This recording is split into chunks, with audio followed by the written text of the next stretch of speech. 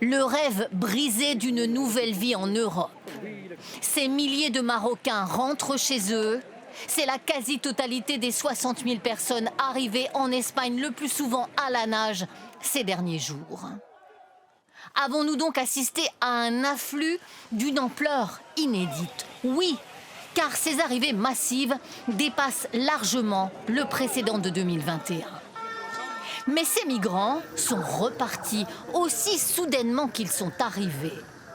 Le Maroc met d'ailleurs à leur disposition ces bus gratuits pour rejoindre leur ville, leur village.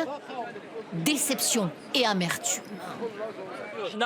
On s'imaginait que le paradis se trouvait derrière la clôture et on s'est retrouvé en enfer. Ici, on mange et on boit. Là-bas, il n'y a rien pour nous.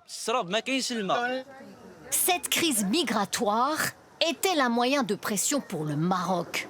Ce pays a-t-il encouragé les migrants pour obtenir des concessions de l'Espagne sur des dossiers diplomatiques? A priori non, puisque des heurts ont eu lieu entre les forces de l'ordre marocaines et les migrants. Ces voitures côté marocain en sont la preuve. Au final, la police ne voulait pas les laisser passer. Donc les migrants ont lancé des pierres et ils ont incendié les voitures. Cette image montre néanmoins un policier marocain semblant ne pas intervenir devant ces migrants à proximité de la frontière. Une seule certitude, les forces de l'ordre marocaines ont été complètement débordées.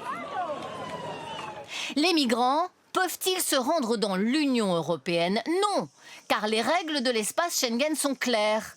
Le fait d'être dans l'enclave de Ceuta ne permet pas d'accéder à la péninsule espagnole, pas plus qu'au reste de l'Europe. Cette crise divise pourtant les pays de l'Union. Les ministres de l'Intérieur se parleront mardi en visioconférence.